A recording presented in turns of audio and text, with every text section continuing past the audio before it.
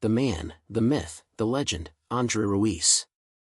Often celebrated as one of the most alive, energetic, and passionate musicians of our time.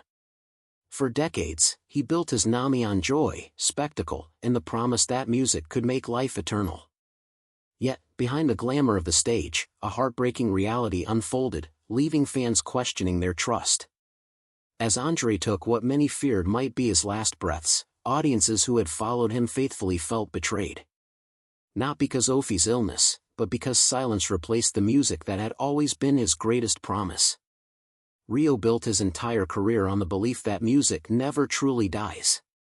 He revived the waltz once confined to old Viennese halls and turned it into a living anthem for ordinary people worldwide. For years, he reassured fans that his Johann Strauss orchestra would travel to every corner of the globe, bringing joy to thousands. But in 2024, when he arrived in Mexico, that promise cracked. After just 2 shows, André fell ill and 4 more concerts were cancelled. Thousands of loyal fans who had saved, traveled, waited for years were left outside empty venues, confused and devastated. The world didn't receive explanations, only a short production statement that said illness gave no details about why one of the most tireless performers in history had suddenly come to a halt. His son Pierre, who managed the orchestra, was forced to face angry crowds and frustrated promoters. For the first time, the public began asking out loud, was this the end? The silence only deepened suspicion. Soon, social media filled the void. Rumors spread like wildfire. Fake obituaries surfaced and hashtags began treating the absence as a farewell. Within hours, many fans believed they had already lost him. This wasn't the first time illness had cut André down. Back in 2010, he had suffered from a viral infection of the vestibular nerve, which left him dizzy, bedridden, and unable to perform. Hellitter described that period as the lowest point of his life. Concerts across Europe were cancelled, and at the time he admitted he feared he might never return to the stage. Those who remembered that collapse couldn't help but draw comparisons to Mexico. Was history repeating itself? Behind the cancellations in Mexico, fragments of truth emerged. The city's altitude left some orchestra members gasping for breath during rehearsals. Vocalist Dunage Van Dorn admitted she had to stop singing because she could not breathe properly and even suffered nosebleeds. Crew members spoke of exhaustion. Meanwhile, rumors swirled off more serious problems, pneumonia, heart troubles, but none were confirmed. What was certain was that the damage this time went far beyond one missed night. Pierre admitted they had to send home 125 crew members and refund nearly 40,000 tickets. The financial blow was massive, but the emotional hit was worse.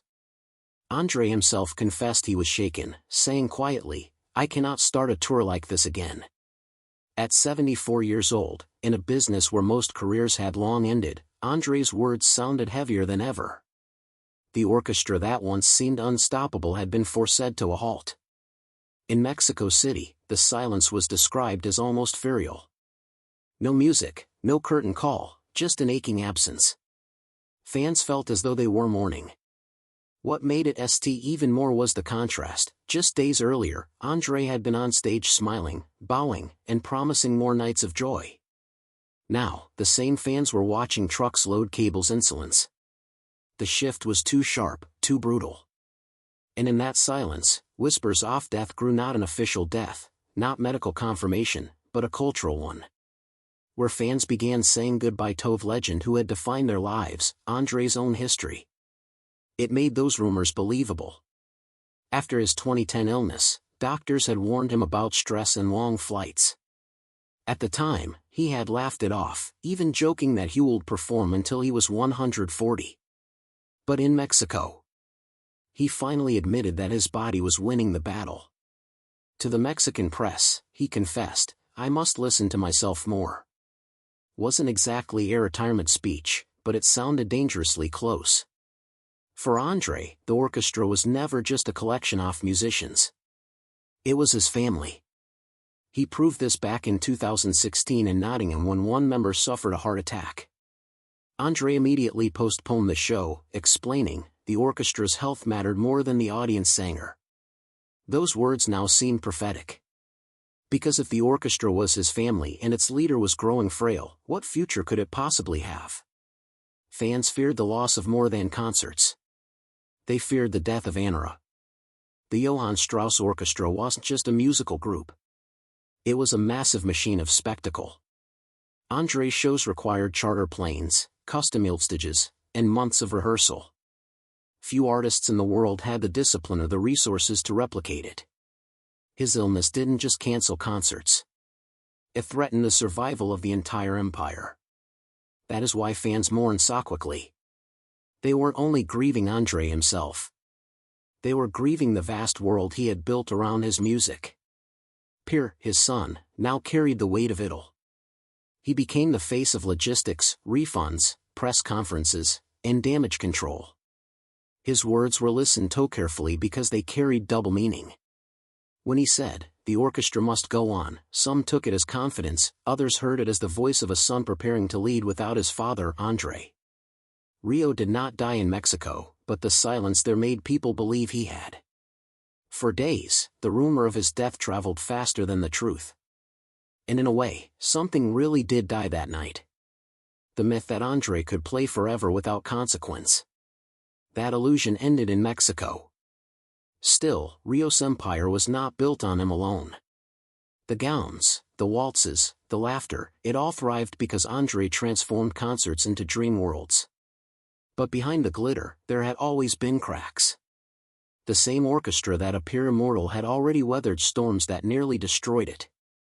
Musicians had walked out. Tours had collapsed under financial strain. And more than once, the Rieu family had wondered if the empire would vanish overnight. The cracks first showed clearly in 2008 during the global financial crash. While others tightened their belts, André poured millions into keeping tours alive, investing in massive productions. It nearly ruined him. Cancellations piled up. Bankruptcy rumors spread. And for the first time, the Waltz King looked fragile. For Pierre, that moment was a rehearsal for the future. Because when your father is both a man and a brand, you learn early that one collapse can bring down the other. André's health only added to the strain. The viral infection of 2010 had left him unable to perform for months. Headlines predicted the end of his career. Yet he returned with his violin in hand, bowing as if nothing had happened. Fans celebrated, but Pierre remembered the silence in their house.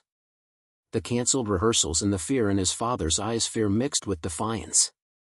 Pierre understood then that the death of the man and the death of the music might not arrive together. But they would feel exactly the same. Even the orchestra whispered about the future. Musicians who had traveled the world with André began asking what would happen when he was gone.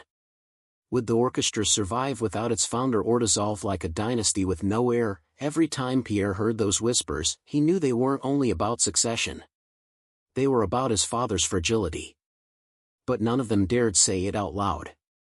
The myth of immortality had to continue. At least on stage, André himself fueled that myth. But also brittle. That same relentless perfectionism lived in André's own body, driving him forward, but wearing him down. Even in their personal life, music always came first. Holidays, family events, even grief had to be scheduled around tours. Pierre has admitted that as a child, he sometimes wished his father would stop or at least slow down. But to André, slowing down meant admitting the waltz had ended. So the family lived in a rhythm of departures and returns, a rhythm that hid the truth. His father's life was slowly being consumed by the very music he built his legacy on. What fans never saw, Pierre did. Since early, André's health had faltered more than once. Each time forcing painful choices, each time hidden behind dazzling shows. The man adored worldwide was fighting battles no one in the audience ever witnessed. And while the world kept dancing, Pierre quietly counted the costs. Bracing for the day when the silence would become permanent, Pierre also knew something the fans did not. When that day arrived, it wouldn't only mean the death of a man. It would mean the death of a sound, a world, a way of life. And it would fall to him to tell it. For years, the world believed André Rieu's empire was unshakable, dream machine powered by endless waltzes and eternal applause. But Mexico showed the truth. Nothing, not even music, ice immortal. Pierre knew the truth better than anyone. The empire his father had built had nearly collapsed before. And each time it rose again, it came back weaker, more fragile, like a porcelain vase glued together after being shattered. Always beautiful, but always at risk of breaking once more. The real breaking point arrived in 2011. A year after a viral infection had silenced André against the advice of doctors and the concerns of his family. André pushed himself back onto the stage far too quickly. The concerts were dazzling. The reviews were ecstatic and audiences cheered as if nothing had ever been wrong. Yet behind the curtain, where the applause could not reach, he was barely holding on. Pierre later admitted that the family feared not just for his career but for his very life. The strain of returning too soon after illness sent shock waves through the orchestra. 1by1, concerts were cancelled. Costs mounted to unbearable levels, and audiences began whispering that the King of Waltz might finally be fading. It was the closest the empire had ever come to complete collapse. For those inside the orchestra, felt like being passengers on a plane plummeting toward the ground. No one certain if the landing would be safe. Crew members quietly updated their res. Some longtime musicians even left altogether, willing to gamble their futures on a dream that suddenly seemed fragile, maybe even over. Pierre saw each desertion not as betrayal, but as proof that the magic could vanish at any moment. To the public, André still smiled. On stage, he looked like the unshakable maestro he had always been. But at home, away from the spotlight, he wrestled with the one question no artist ever wants to face. Had the music already died before he did? The financial pressure was brutal. Each cancelled show meant millions lost. And with production costs ballooning, the empire hung by a single thread of ticket sales and sponsorships. André had always demanded grandeur, cathedrals transformed into concert halls. Fireworks timed perfectly to Strauss. Sweeping cinematic recordings that made the orchestra appear untouchable. But grandeur had a cost. A tone point, rumors swirled that even the family home might be at risk if the debts could not be covered. Pierre never confirmed it, but he never denied either into silence. Spoke louder than words. It was during this crisis that Pierre's role changed forever. He was no longer just the son standing quietly on the sidelines. He became the manager, the protector, the translator of art into survival. He sat at negotiating tables with promoters, calmed the nerves of anxious investors, and shielded his father from the ugliest details. In interviews, he downplayed the struggles, presenting the image of stability. But behind the mask, he carried the crushing weight of saving not only the music, but also the man who embodied it. If he failed, the legacy his father had spent decades building would not end in applause, but in silence. The strain began to show on André's face. For the first time, fans noticed the fatigue etched into his expressions. Critics wrote openly about his age, speculating in retirement. Each cancelled tour was treated as another signal that the end was near. Yet André refused to step back. Even when doctors urged rest, he returned to the stage, bow in hand, determined to prove with every performance that he had cheated death once again. To Pierre, this wasn't courage. It was obsession. His father wasn't only fighting illness. He was fighting time itself. And that battle came with consequences. Subtle cracks began to appear in the orchestra itself. Musicians whispered privately about leadership after André. Would Pierre take over? Could anyone ever replicate the presence of the maestro? Fans adored the orchestra, but they came for him for André. Without his magnetic presence, the empire risked becoming just another group of musicians. Pierre understood this painful truth, and so did the musicians who remained. It wasn't just the man at risk. It was the music itself. Then came the silence. In 2016, another health scare forced the cancellation of multiple tours. The official details were vague. The family tight-lipped, but insiders described it as a moment when André was forced to confront his own mortality. To the outside world, the announcement was simple. Cancelled concerts due to illness. But to those close to him, it was something far darker. A reminder that his body was no longer invincible. Fans begged desperately for updates. Rumors spread online that he had secretly retired, or worse, that he hadn't. The truth was more complicated. The music had stopped, if only for a short while, and